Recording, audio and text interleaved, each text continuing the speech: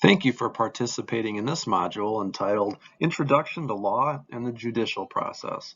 The learner will be introduced to the judicial process through 3 case scenarios. The learning objectives are noted above. Define standard of care and determine if met through the case scenario. Identify the term res ispa loquitur and apply it to a case scenario. And examine a case of unintentional injury and list factors that influence the compensatory judgments. What is the standard of conduct? This is an essential term in law that sets the precedence for what other reasonable and competent nurses would do in similar situations.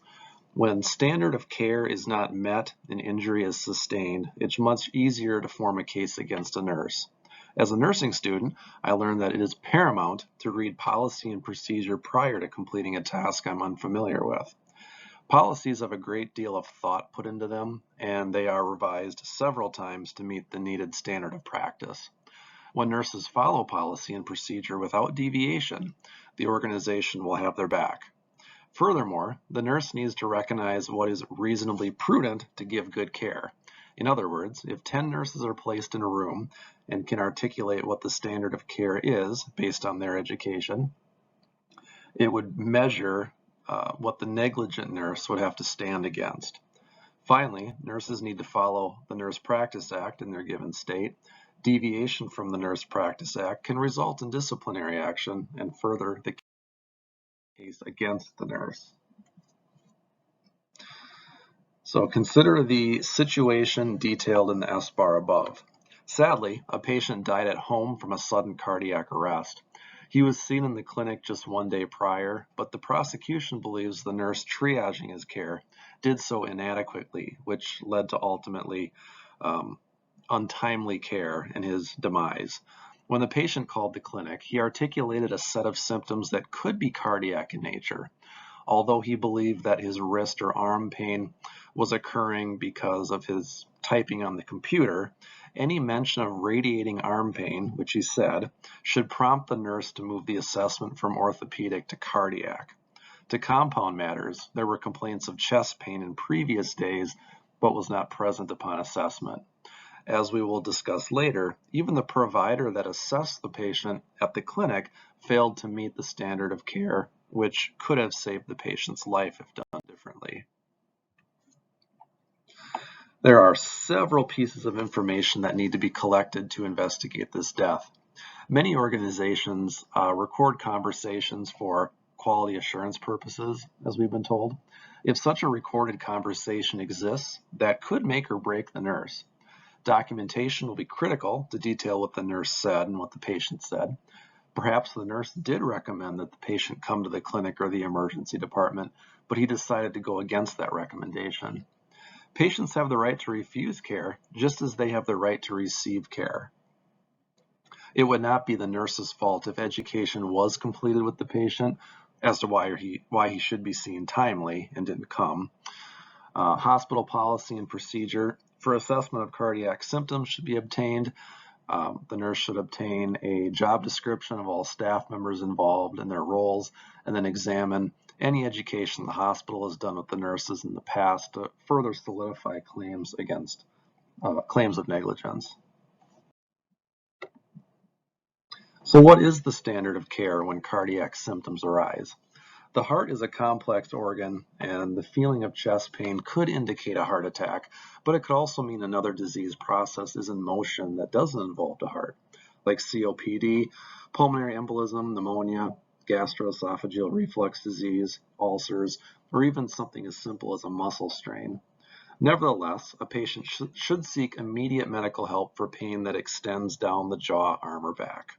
In the example given, the patient had numbness as well. Those being assessed for cardiac conditions should always have the same basic questions asked to determine if scope and severity of illness exists. For example, is there shortness of breath, chest pain, dizziness, edema, palpitations, exercise intolerance?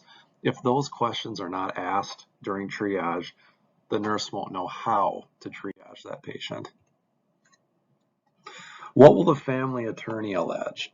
The family attorney will allege that the nurse deviated from the standard of care and committed nonfeasance, or the failure to act when there is a duty to do so.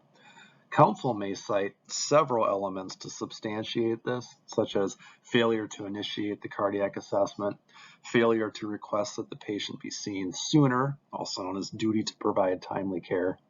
As the nurse triaging, there was a formal nurse-patient relationship established which proves there was duty to care. Expert witnesses may be called to establish a standard of care as described in the previous slides, and hospital policy will need to be reviewed along with the Nurse Practice Act. Surprisingly, the nurse practitioner seeing the patient only completed an electrocardiogram and a chest x-ray. During a heart attack, proteins and enzymes are leaked into the bloodstream. Although the ECG was negative, perhaps drawing and measuring cardiac markers would have prompted the provider to take additional action or admit the patient to observation. What is my final judgment?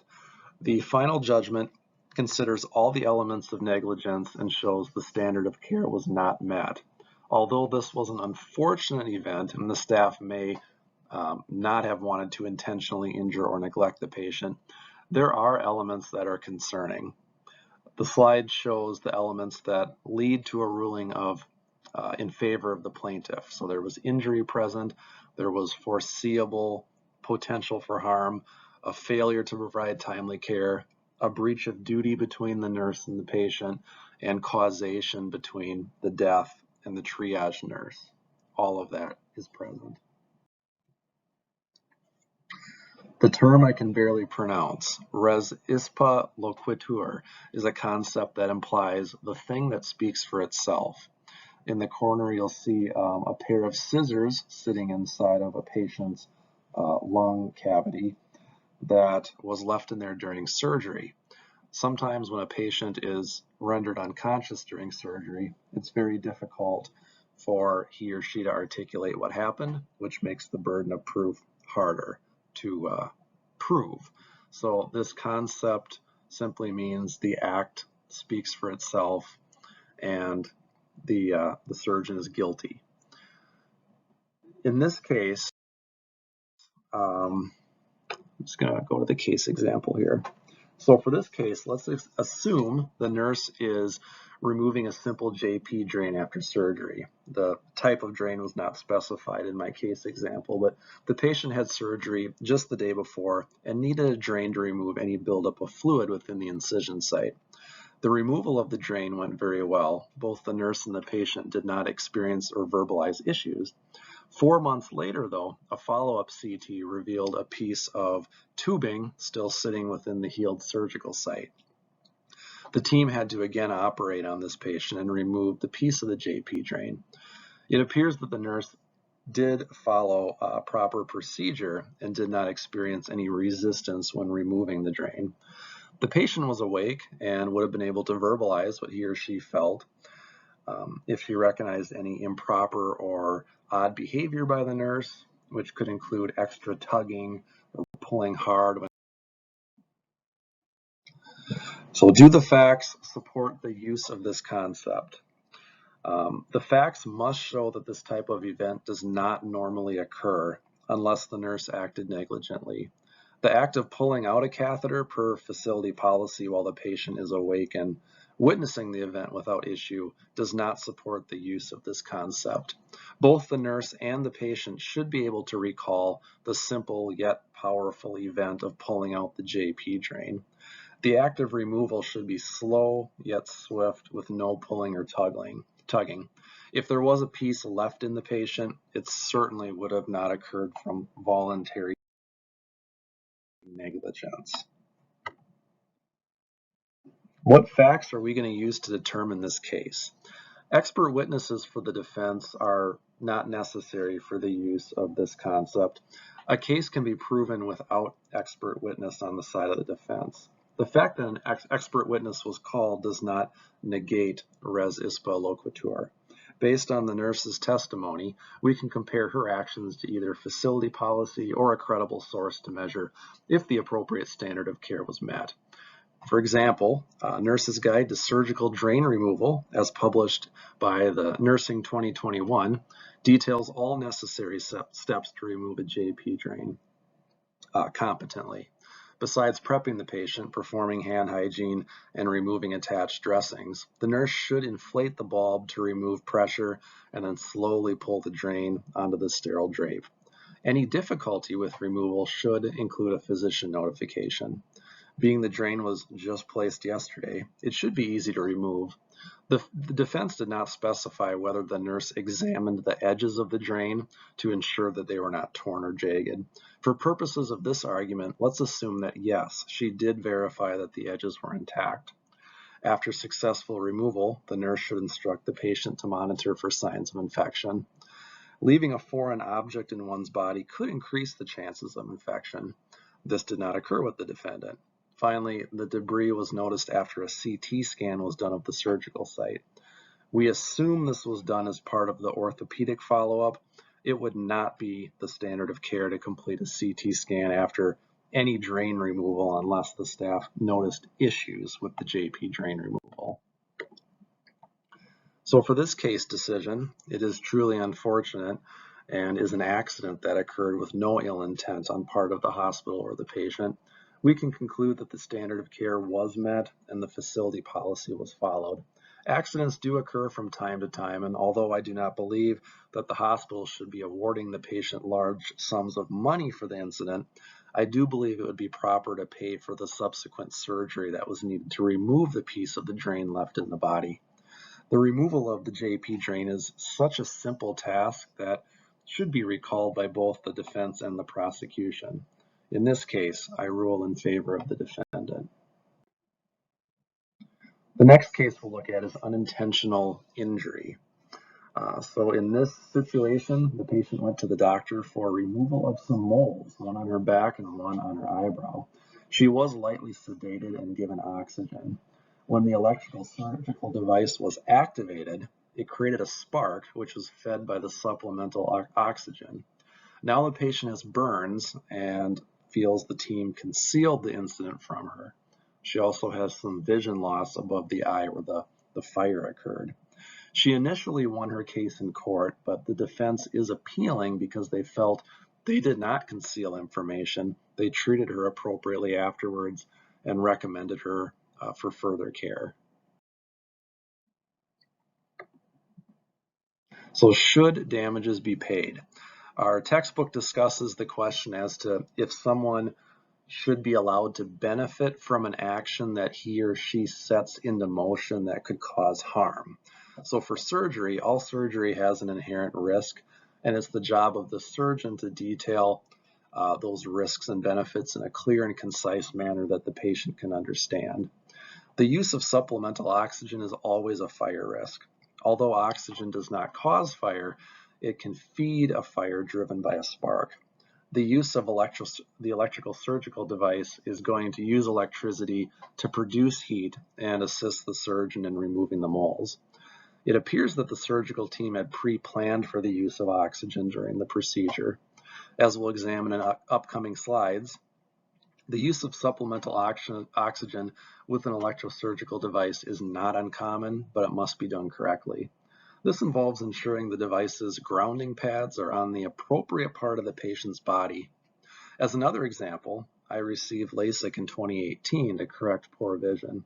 This was an elective procedure that required me to sign a release not to hold the company responsible for unanticipated side effects. The removal of moles could be medically necessary, but if the removal was on the eyebrow, it may have just been elective and done for cosmetic reasons. Assuming the surgeon did do due diligence to educate, damages should not be paid, as this would be a foreseeable outcome if something went wrong. So who is responsible for the damages? According to the American College of Surgeons, the surgeon is ultimately responsible for the surgery and must make the critical decision needed to protect the patient's health. This includes patient safety. The surgeon's role extends into post-operative care as well, as he or she will want to ensure a successful outcome. The surgeon is the leader of the team and is responsible for directing and bringing members together for the best outcome. Our textbook further clarifies that the manufacturer of a product has the responsibility of communicating risk to the healthcare team, but not the patient. This again leaves the surgeon with the sole responsibility of providing the necessary care.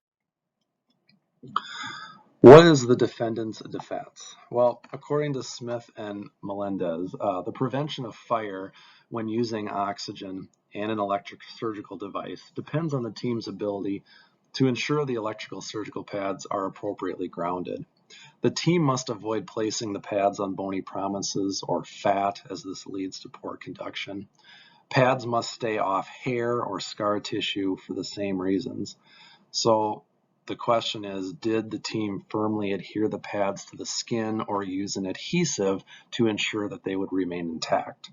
Furthermore, did the patient sign a waiver? Was the surgery elective? And was oxygen truly necessary? Having answers to these questions will help solidify the team's defense. Deciding the case. Although negligence was not likely a cause, assuming precautions were taken, the court system does allow patients payment for damages even if the patient is partially to blame. With this knowledge, it would be appropriate to award a payout to the defendant for ongoing wound care related to the incident. I would be hesitant to take it further than that given the nature of the surgery and the risks involved. However, medical care is burdensome to many, even with health insurance, so the organization should feel obligated to assist in that manner. Awards will also determine what was included in the informed consent and what was communicated after the incident occurred. If information was concealed, then additional penalties may need to be enacted against the organization. These are the 6 takeaway points. Standard of care is a concept that determines if negligence occurred. Standards are set by other reasonably acting nurses in similar circumstances. Res ipsa loquitur means the thing speaks for itself. That same term can be used when burden of proof is too difficult for the defendant. Medical devices can cause injury, but the manufacturer has limited liability, and unintentional injury may still result in settlements to the defendants. These are the references used for this presentation. Thank you for taking part in this lesson.